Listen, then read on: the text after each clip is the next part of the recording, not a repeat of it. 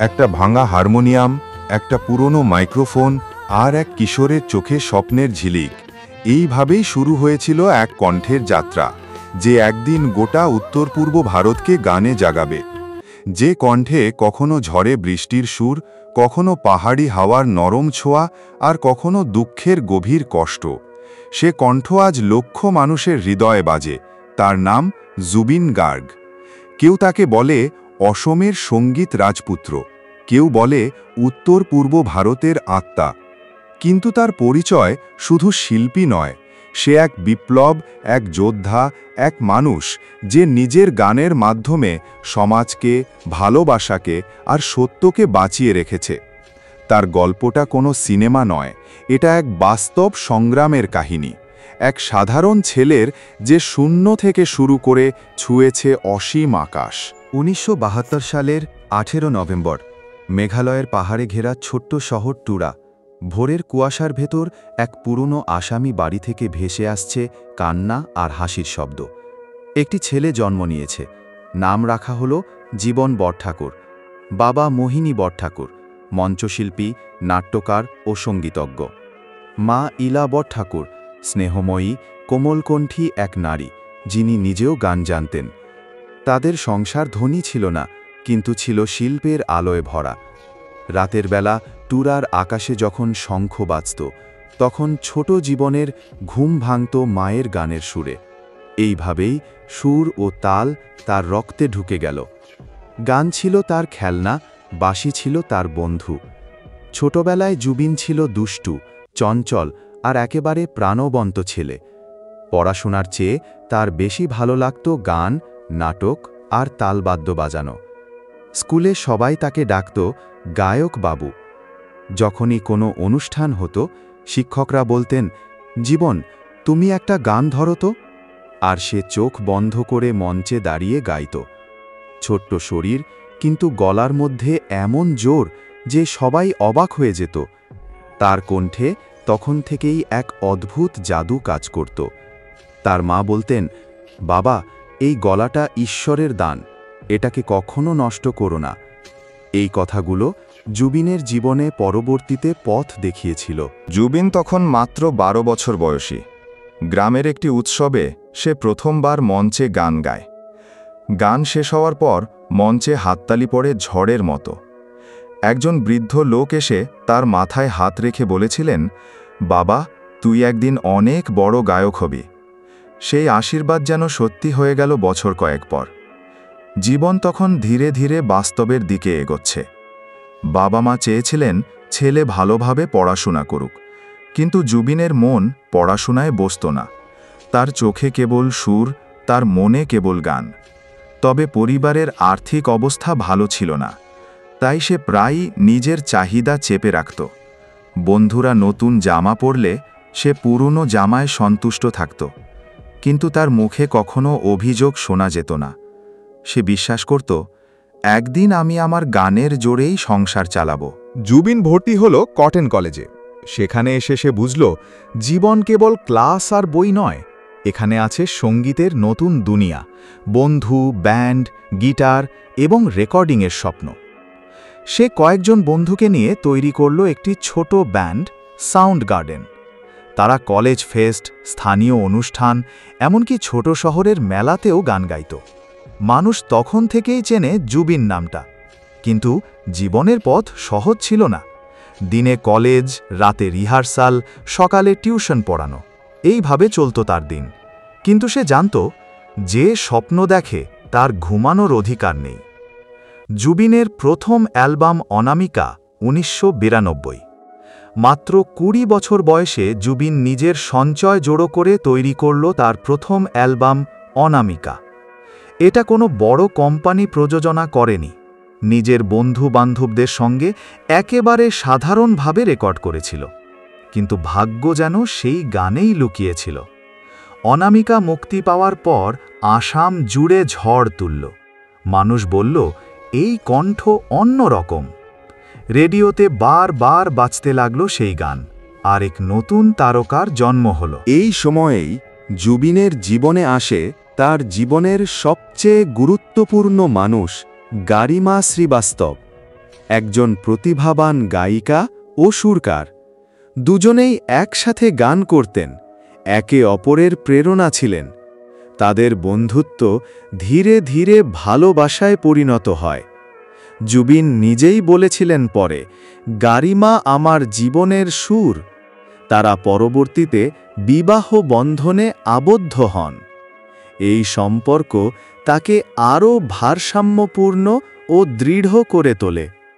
অ্যালবামের সফলতার পর জুবিন বুঝলেন, এখানেই থেমে থাকা যাবে না, তাকে যেতে হবে আরও বড় মঞ্চে, মুম্বাই।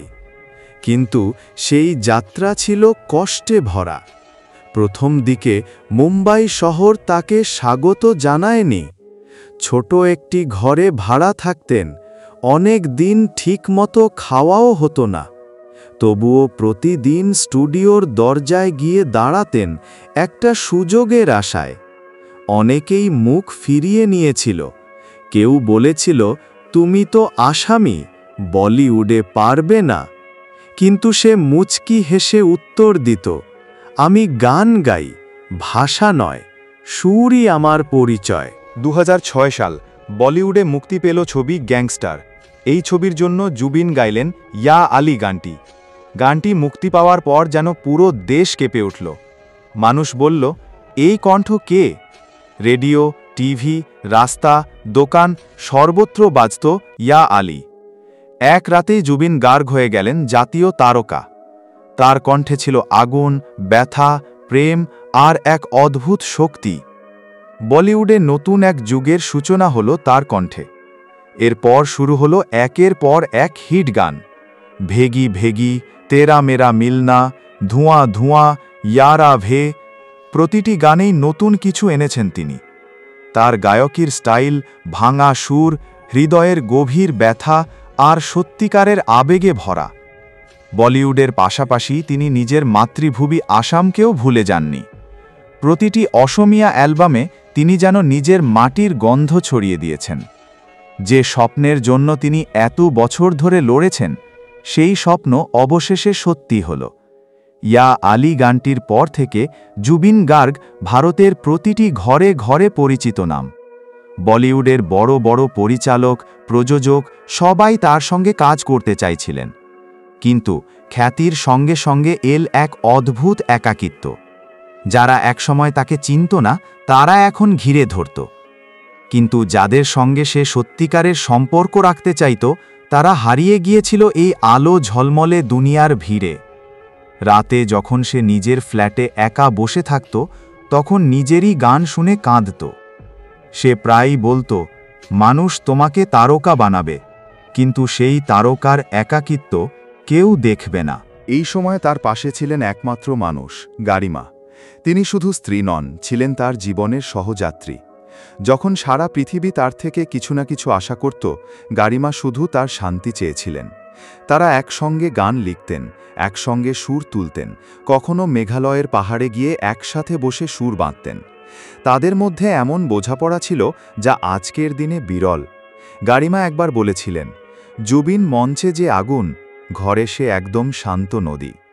বলিউডে সাফল্য পেলেও জুবিন দ্রুত বুঝে ফেলেন, এই জগতে কেবল প্রতিভা নয়, আছে রাজনীতি, প্রতারণা আর ঈর্ষা। অনেকেই তার সাফল্যে ঈর্ষান্বিত হয়ে ষড়যন্ত্র করেছিল। কখনো তার কণ্ঠ অন্যের নামে প্রকাশ করা হয়েছে, কখনো বড় প্রজেক্ট থেকে বাদ দেওয়া হয়েছে শুধু বাইরের লোক বলেই। কিন্তু জুবিন তাতে ভেঙে পড়েননি। সে শুধু বলেছিল, আমার ঈশ্বর আমার শ্রোতা, আমি তাদের জন্য গাই। বলিউড নয়, মানুষের হৃদয়ই আমার মঞ্চ। বলিউডের ব্যস্ততার মাঝেও সে নিজের আসামের কথা ভুলে যায়নি। 2009 সালে সে নিজের পরিচালনায় নির্মাণ করল চলচ্চিত্র মিশন চায়না। এই সিনেমা শুধু আসামে নয়, সমগ্র উত্তর পূর্ব ভারতে রেকর্ড ভাঙা সাফল্য পায়। গান, অভিনয়, পরিচালনা সব একসঙ্গে করে সে প্রমাণ করেছিল, একজন সত্যিকারের শিল্পী কোনো সীমানায় বাধা পড়ে না। এই সময় সে শতাধিক অসমীয়া গান সৃষ্টি করে, যার মধ্যে কিছু আজও মানুষের মুখে মুখে। মায়াবিনী, রং, আশা, চাঁদনি রাত, জনম জনম ইত্যাদি। জুবিনের মন সবসময় ছিল মানুষের পাশে। বন্যায় যখন ব্রহ্মপুত্র নদ উপচে পড়ত, সে নিজের অর্থ দিয়ে, নিজের গানের শো থেকে সংগৃহীত টাকায় মানুষকে সাহায্য করত। 2016 সালে সে জুবিন গার্গ ফাউন্ডেশন গঠন করে।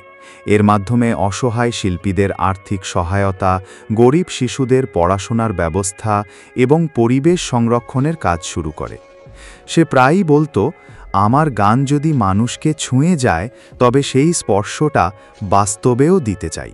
জুবিন শুধু গায়ক নন, তিনি একজন প্রতিবাদী মানুষও। যখন কোনো অন্যায়, অবিচার বা সরকারের ভুল সিদ্ধান্ত দেখেছেন, সে কখনো চুপ করে থাকেনি। একাধিকবার সে রাজনৈতিক ইস্যুতে মুখ খুলেছে, সামাজিক সমস্যার বিরুদ্ধে সোজা সাপটা কথা বলেছে। একবার এক সাক্ষাৎকারে বলেছিলেন, শিল্পী মানে শুধু গান গাওয়া নয়, সমাজের কথা বলা। তার এই সাহসী অবস্থান অনেকের চোখে তাকে বিতর্কিত বানিয়েছে, কিন্তু জনগণের চোখে সে আরও বড় হয়েছে। খ্যাতি, চাপ, প্রত্যাশা সবকিছু মিলে একসময় সে ভীষণ মানসিক চাপে পড়েছিল। রাত জেগে কাজ, একের পর এক শো আর মানুষের প্রত্যাশা সব মিলিয়ে কখনো কখনো সে নিজেকে হারিয়ে ফেলত। তবুও প্রতিবারই সে ফিরে এসেছে, আরও শক্তিশালী হয়ে। সে নিজের এক গানে লিখেছিল, যতবার আমি পড়েছি ততবার নতুন করে জন্ম নিয়েছি। এই লাইনগুলো আজ লক্ষ তরুণের জীবনের মন্ত্র হয়ে গেছে। জুবিন গার্গ ধর্মকে খুব মানবিকভাবে দেখেন। তার মতে, ঈশ্বর কোনো মন্দির বা মসজিদে নেই, ঈশ্বর আছে তোমার কাজে, তোমার গানে। সে সব ধর্ম, সব সংস্কৃতির প্রতি গভীর শ্রদ্ধাশীল। বিভিন্ন উৎসবে, অনুষ্ঠানে সে গান গেয়ে মানুষকে একত্র করেছে। তার গান ইয়া আলী হোক বা মায়াবিনী, সবই এক মানবিক ভালোবাসার প্রতীক। কয়েক বছর আগে সে একাধিক সামাজিক আন্দোলনে সরাসরি অংশ নিয়েছিল। ভাষা, সংস্কৃতি ও জমির অধিকারের পক্ষে সে জোরালোভাবে কথা বলেছে। তবে সে কখনো কোনো দলের মানুষ হতে চায়নি, কারণ তার মতে, আমি দলের নয়, মানুষের। এই কথাই তাকে আলাদা করেছে অন্য সব তারকা থেকে। একবার স্টেজ শো করতে গিয়ে দুর্ঘটনায় পড়েছিল জুবিন। তার মাথায় আঘাত লাগে, কয়েকদিন অচেতন অবস্থায় ছিল। ভক্তরা প্রার্থনা করেছিল, জুবিন যেন আবার গান গায়। চিকিৎসকদের আশ্চর্য করে দিয়ে কয়েক সপ্তাহের মধ্যেই সে আবার মঞ্চে উঠে গাইল, জীবনর বাটে আগবাঢ়িছু আমি, মানে জীবনের পথে আমি এগিয়ে চলেছি। মঞ্চে সেই মুহূর্তে হাজার মানুষ কেঁদে ফেলেছিল। আজকের তরুণ প্রজন্মের কাছে জুবিন শুধু গায়ক নয়, এক প্রেরণা। সে সবসময় তরুণ শিল্পীদের উৎসাহ দেয় নিজের পথ তৈরি করতে। তার স্টুডিওর দরজা সবসময় খোলা নতুন প্রতিভার জন্য। একবার সে বলেছিল, আমার কাজ শেষ হবে যেদিন আমি শেষ গান গাইব না, যেদিন নতুন কেউ আমার জায়গা নেবে।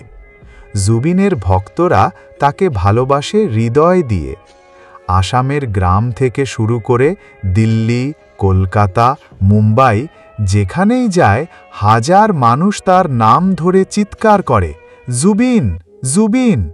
সে প্রায়ই মঞ্চ থেকে নেমে এসে শ্রোতাদের সঙ্গে হাত মেলায়, শিশুদের কোলে তুলে নেয়, অসুস্থ ভক্তদের দেখতে যায় হাসপাতালে।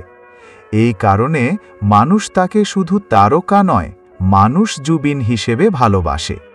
তার গান শুধু ভারতে নয়, বাংলাদেশ, নেপাল, ভুটান, এমনকি ইউরোপ ও আমেরিকাতেও জনপ্রিয়। বিশেষ করে ইয়া আলী গানটি আরবি দেশগুলোতেও ব্যাপক জনপ্রিয়তা পায়।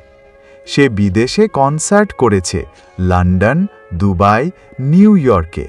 প্রত্যেকটি মঞ্চে সে আসামের পতাকা উড়িয়েছে গর্বের সঙ্গে।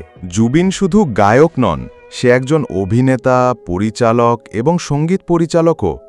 তার cinema mission China, Kanchenjunga, Kanchenjunga 2 সবই দেখায় যে সঙ্গীত আর সিনেমা কিভাবে মিশে এক আবেগে পরিণত হতে পারে। তার জীবনের সবচেয়ে গুরুত্বপূর্ণ শক্তি এখনও গাড়িমা ও পরিবার। তারা একসঙ্গে সময় কাটাতে ভালোবাসে, আর জুবিন এখন নিজের গ্রাম, প্রকৃতি এবং সঙ্গীতের সঙ্গে সময় কাটাতে পছন্দ করে। সে বলে, আমি আজও সেই ট্যুরার ছেলেটা, শুধু একটু বেশি অভিজ্ঞ। জুবিন গার্গ পেয়েছেন অগণিত পুরস্কার, জাতীয় চলচ্চিত্র পুরস্কার, আসাম রাষ্ট্রীয় পুরস্কার, এমটিভি এশিয়া অ্যাওয়ার্ড। তবে তার মতে সবচেয়ে বড় পুরস্কার হল যখন মানুষ আমার গান শুনে হাসে। মানবিক কাজ। তিনি হাসপাতাল, স্কুল, এতিমখানা সব জায়গায় গেছেন। রোগীদের পাশে বসে গান গেয়ে শান্তি দিতেন।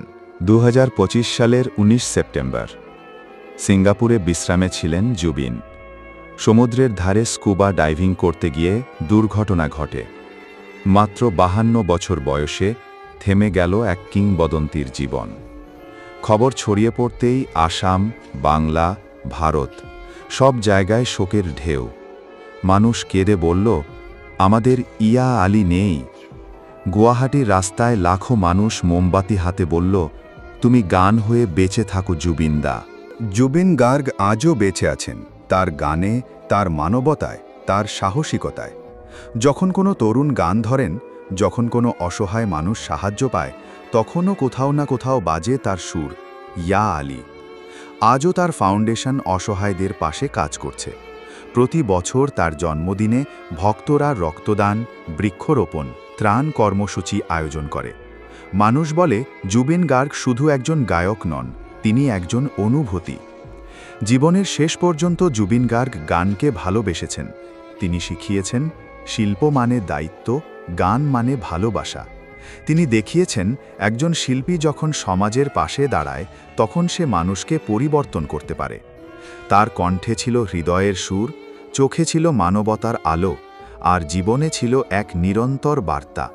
মানুষ চলে যায়, কিন্তু গান থেকে যায়।